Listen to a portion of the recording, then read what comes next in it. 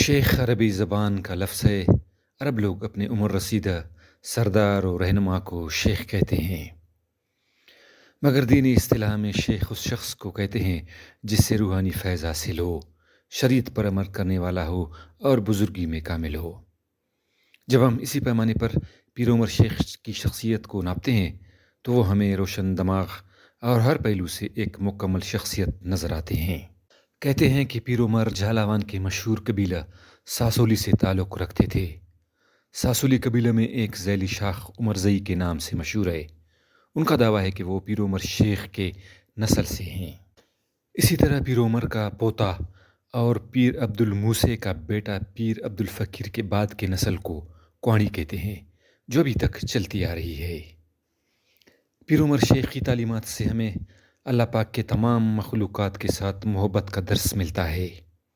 حضرت پیر عمر شیخ خضدار کی مشہور دیہات سیمان، جو کہ خضدار شہر سے تقریباً 32 کلومیٹر دور جنوب کی طرف RCD سڑک کے عین کنارے دفن ہے۔ انہوں نے آج سے تقریباً 750 سال پہلے ایک دوسرے کے ساتھ امن و پیار و محبت کے ساتھ رہنے کا درس دیا تھا۔ انہوں نے اللہ تعالیٰ کی رضا کے لیے اپنے خواہشات قربان کرنے کا سبق دیا، ہر جاندار شے سے مہر و محبت کا درس دیا۔ دوست پیر عمر شیخ کے دل میں دشمنوں کے لیے بھی محبت کا جذبہ تھا، کسی کے لیے اپنے سینے میں بغض و کینہ نہیں رکھتے تھے۔ پیر عمر شیخ جانتے تھے کہ دنیا میں ساری مخلوقات اللہ تعالیٰ کے پیدا کردہ ہے۔ دنیا کے مال، شان و شوکت سب عارضی ہیں، صرف اللہ کی رضامندی انسان کو آگے کام دے گا۔ اللہ تعالیٰ مہربان ذات ہے جو کہ دوسروں کے ساتھ محبت کو بھی پسند فرماتے ہیں۔ وہ فرماتے تھے کہ انسانیت کا تقاضا یہی ہے کہ کسی کے ساتھ دشمنی نہ کی جائے اور کسی کے لیے دل میں بدنیتی نہیں رکھنی چاہیے۔ پیر عمر شیخ وہ ہستی تھے جو حق کا پیغام اللہ کے لوگوں تک پہنچانے کے لیے اپنا علاقہ و خاندان چھوڑ کر دور دراز تبلیغ کے لیے نکلے۔ وہ علم و معرفت، کشف و کرامت رکھنے والے بزرگ تھے۔ وہ سید شاہ کمال رحمۃ اللہ علیہ کے مرید و شاگرد تھے۔ باطنی علم کے ساتھ ساتھ وہ ظاہری علم میں بھی بڑا درجہ اور شان رکھتے تھے۔ سندھ کے مدرسوں میں تعلیم حاصل کرنے کے بعد سید شاہ کمال رحمۃ اللہ علیہ کے تربیت میں آ گئے۔ وہ ایک خدمت کرنے والے مرید تھے۔ اس کے علاوہ ذکر و عبادات، نیکی و پارسائی اور پاکیزہ سیرت کی وجہ سے اپنے مرشد سید شاہ کمال جیلانی کے دل میں اپنے لیے جگہ بنا چکے تھے۔ جھالاوان کی صوفی تاریخ میں شاہ کمال جیلانی کے بعد پیر عمر شیخ دوسرے شخص تھے جو اپنی ہستی کو قربان کر کے اپنے نفس کی اصلاح کے لیے عاجزی و خاکساری سے کام لیا۔ اپنی انا کو ختم کرنے کے لیے بڑے بزرگ ہونے کے باوجود وہ شاہ کمال جیلانی رحمۃ اللہ علیہ کی خدمت میں ایسے کھڑے تھے کہ عام لوگوں کو ان کے کمالات کے بارے میں معلوم نہیں تھا۔ وہ ظاہری علم حاصل کرنے کے بعد معرفت کے دریا میں بھی غوطہ لگانے لگے۔ حضرت شاہ کمال جیلانی رحمۃ اللہ علیہ کے زیر نگرانی تعلیم حاصل کرنے کے بعد انہوں نے اس مخلص اور نیک سالے نوجوان کو مکران جانے اور اسلام کی خدمت کرنے کا حکم دیا۔ جاتے وقت شاہ کمال جیلانی رحمۃ اللہ علیہ نے ان کے لیے دعا کرتے ہوئے کہا کہ جو دعا کرو گے انشاءاللہ قبول ہوگی، اور آپ کی دعا کے نتیجے میں اللہ تعالیٰ اپنی دھرتی کو سیراب کرے گا۔ اس کے بعد جب بھی وہ بارش کے لیے اللہ سے دعا مانگتے تو بارش ہوتی۔ پیر عمر شیخ کے بعد ان کے نسل کا شخص لوگ پکڑ کے باندھتے اور اسے کہتے کہ بارش کے لیے دعا کرو۔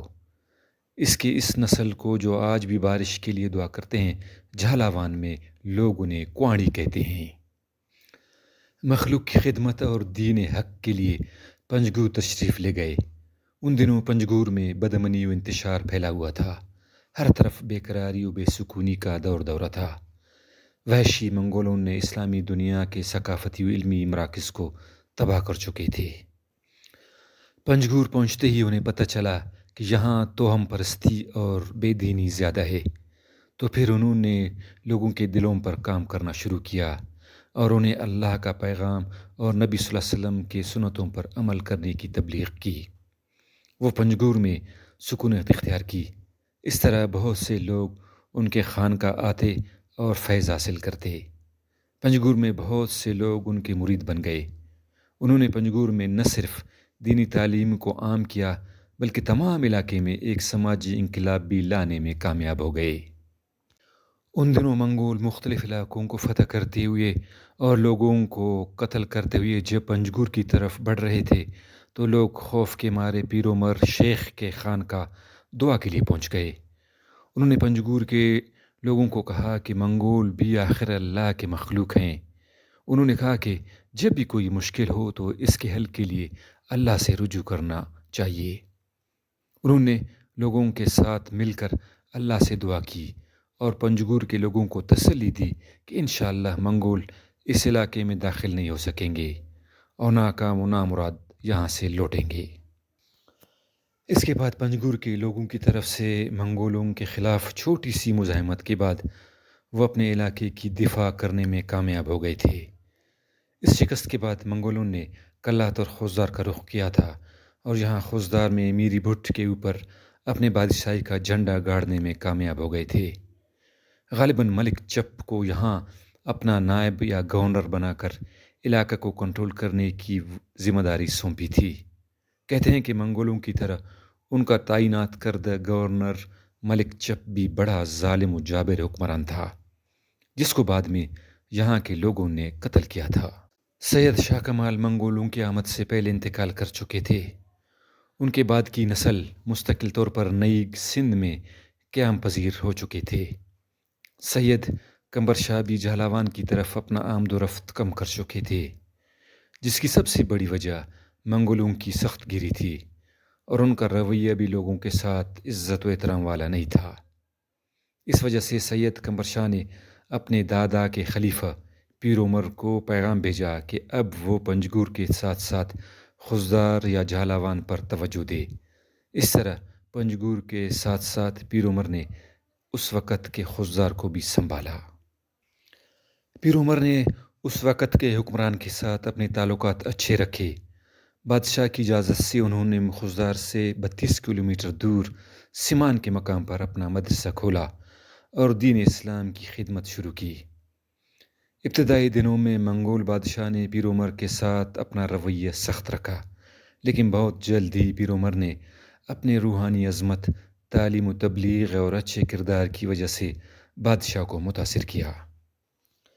سمان میں مدرسہ کے قیام کے بعد لوگوں کو دین کے بارے میں شعور دیا۔ اس وقت ان کے مدرسہ کا خانقاہ علم و فضل کا مرکز بن گیا۔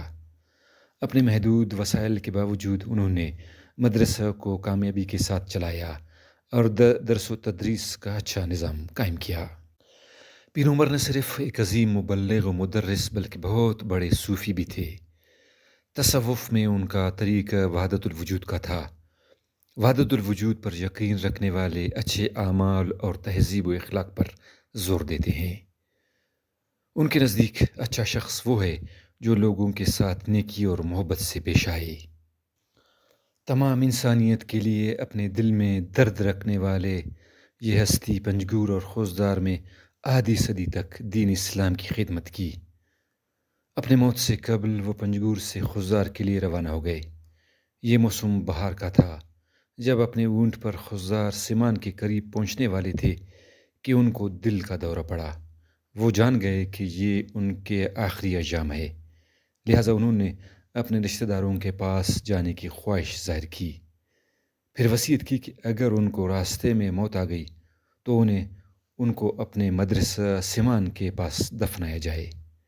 جب ان کی حالت سیریس ہو گئی تو انہیں ان کو مدرسہ تک پہنچایا گیا اور یہیں پہ وہ فوت ہو گئے اور سمان میں مدرسہ کے پاس دفنائے گئے۔ عقیدت مند آج بھی ان کی مزار پر جا کے دعا مانگتے ہیں۔